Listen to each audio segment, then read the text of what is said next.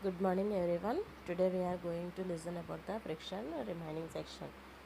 Physics lesson, second lesson remaining section we are going to listen. Already we discussed about the activity 1, identifying the force acting on a body and effect of a frictional force by using the textbook, keeping our textbook on the table, and also by using the our hand and motion of the books also we discussed how the friction will be acting here, and also types of friction also we discussed in the last class.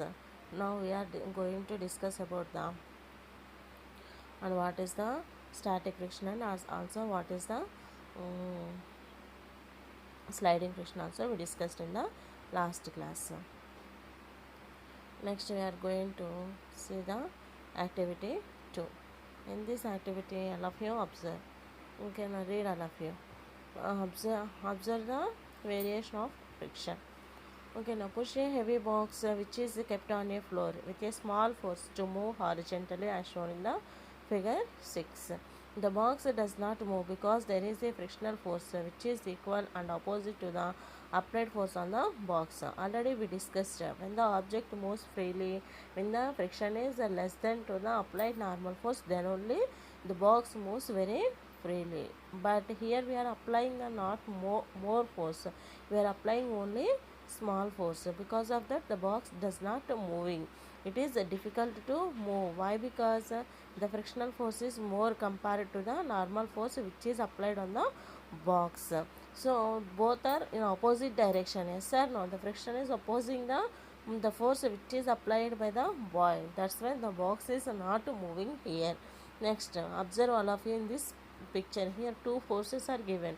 Capital F is the force which is applied by the boy, and small f is the friction which is opposing the normal force. That's why the box is not moving. Why? Because here small f is greater than capital F. Frictional force is more compared to the normal force which is applied by this boy.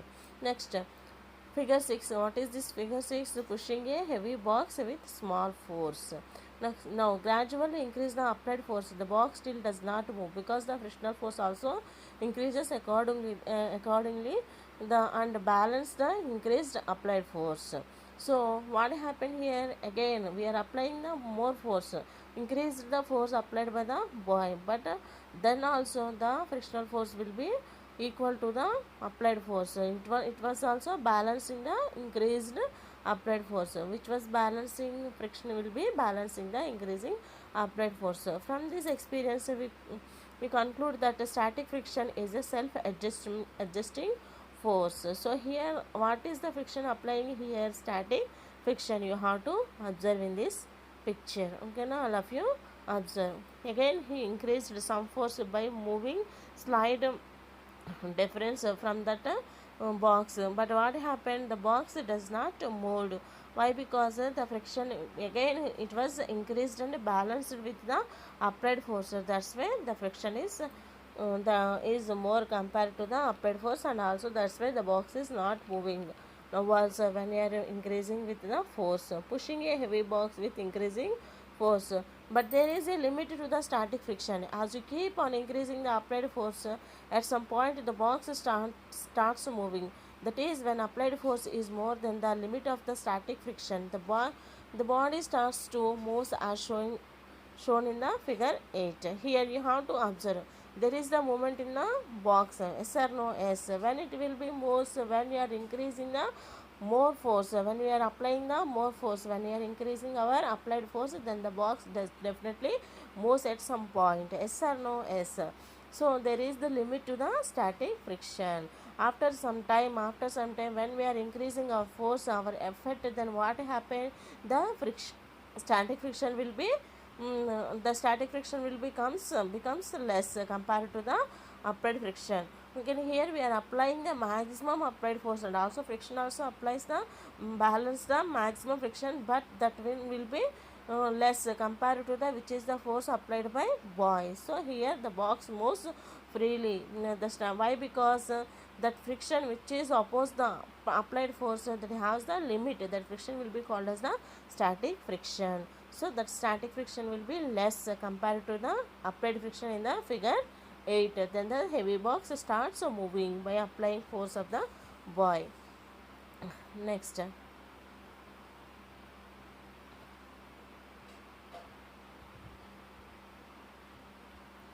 So here see all of you.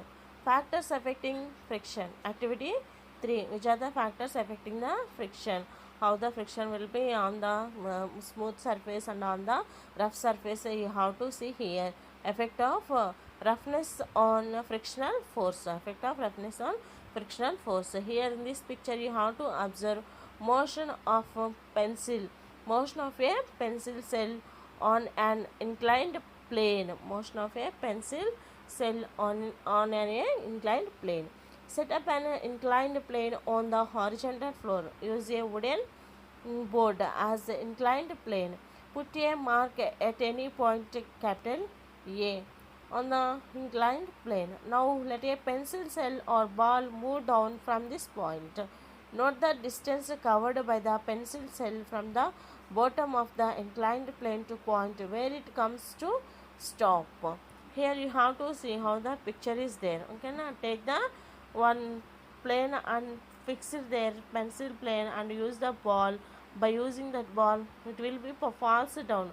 It stopped at the edge of this pencil or this plane. No, what happened? It moved some distance. Why? Because now spread a cloth over the floor. Make sure that there are no wrinkles in the cloth. Try again with a pencil cell. Now note down the distance. So again you have to spread the cloth and also wrinkle the cloth. In the place of the plane you have to spread the cloth. Then observe what happened, how the ball will be moved freely or step by step it moved. Next, why is the distance covered by the pencils different on different surfaces? Discuss the result. If you do the above activity by replacing the cloth with marble surface or glass surface, what will be your prediction about the distance covered by the pencil cell? You can conclude that the smoothness, the roughness of the surface of both the floor and the cell could affect the distance travelled by it. Through may surface look like perfect planes, there exist many ups and downs, irregularities of surface on them. Okay, here what we observed, we also know on the smooth surface what happened, the ball moves very freely. On rough surface the friction is more, that's why the ball does not move very freely and also not much distance. When the surface is roughness, there the friction is more. When the surface is smoothness, there is the friction will be less. Why? Because they are interlock. Because of the roughness, there is no smooth surface, and also the surface of the floor and the surface, the bottom surface of the object will be interlocks. Because of that the object does not move freely. So you can conclude that the smoothness has the less friction and also rough surface has the more friction. Through many surfaces look like perfect planes, there exist many ups and downs, irregularities of surface on them. As all surfaces have the irregularities, so there is no smooth surfaces. All surfaces have some of the irregularity also is there. Next, irregularities of the two surfaces in contact.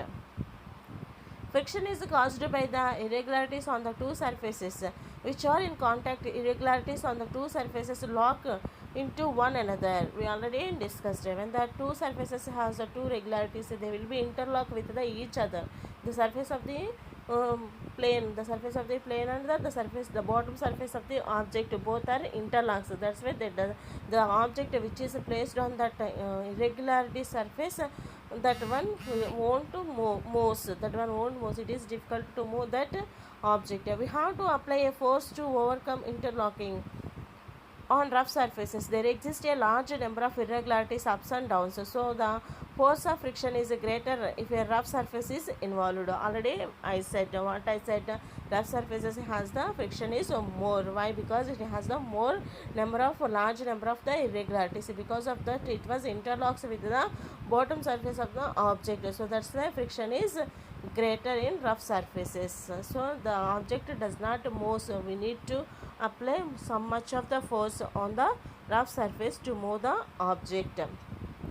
So here you have to see activity 4, effect of area of contact on the frictional force.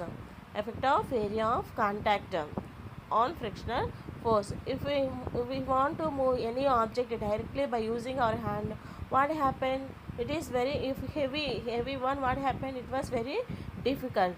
When we are using the some rings attached to that one, and one ring is our hand side, we are doing by throwing that object by using that ring, what happened? It was easily comes outside. Okay, so here we are seeing one picture. All of you observe, pulling a brick with the spring balance. Pulling a brick, here we are using the pulling a brick by using the spring balance. So we are taking the brick with by using the spring balance. What happened? All of you observe. Tie a string around a brick and pull the brick by using the spring balance as in figure 11. We use the spring balance as a device to measure the applied force. On the spring balance, all of you observe here scale mentions is there. Okay, now lines are there, scale mentions how many centimeters. Okay, now what is in this picture you are observing? We are tapping the one tape to the brick and also we are attaching the one spring balance. Okay, now by using that one, we are pulling that brick our side. Okay, now not opposite side, pushing. What happened? The force applied opposite side, pushing. We are pulling. Here what happened? The force applied towards yours side. Here arrow marker, which side is there? Your side. Which side the brick is pulling? Your side pulling. Okay, now so here you have to observe in this picture. In a spring balance, the spring is stretched by the applied force. The change in the length of the spring is proportional to the applied force.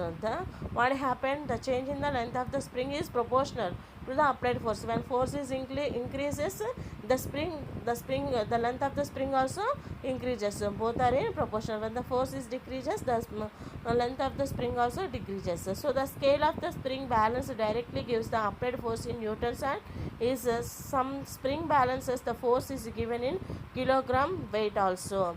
Here what we are using the by using the brick weight also gives, and also in the force what are the newtons of the force in newtons.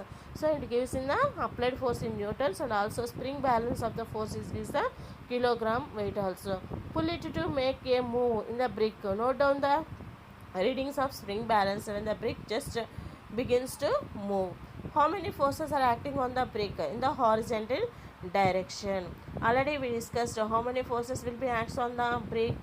Pull into make to move. Now how much force you need to apply on the brick by using that spring, and also you need to get the movement in the brick. Then how many forces are acting on the brick in the horizontal direction? The force acts on the brick in the horizontal direction as shown in the figure. Which forces? One is the frictional force and also one is the your applying force.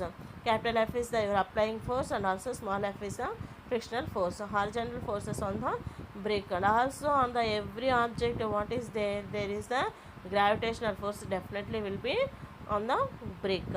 One is force of friction, small f, already we discussed, and other is the force applied, capital F by U, normal force applied by U. The applied force is equal to the maximum limit of the frictional force at the instant where the brick just begins to move, until when the brick moves up to until the force which is applied by you and also the friction on the brick both are equal.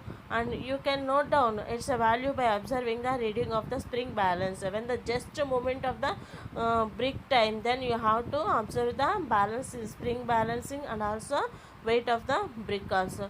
In this way we can measure the maximum frictional force offered by the surfaces. Now turn the brick upright as shown in the figure 13 so that the contact area with the floor becomes small. Do the same experiment and measure the frictionals using the reading of the spring balance. Now you have to change the spring. Now you have to change the position of the brick, and also how the brick now is the vertical, and also you have to apply same as it is the force on the brick to get the movement, and also you have to measure which forces will be acts on the brick. The frictional force appears the same in both cases irrespective of area of contact of the surface. So the frictional forces is independent of the area contact. Next we have to discuss in the next class.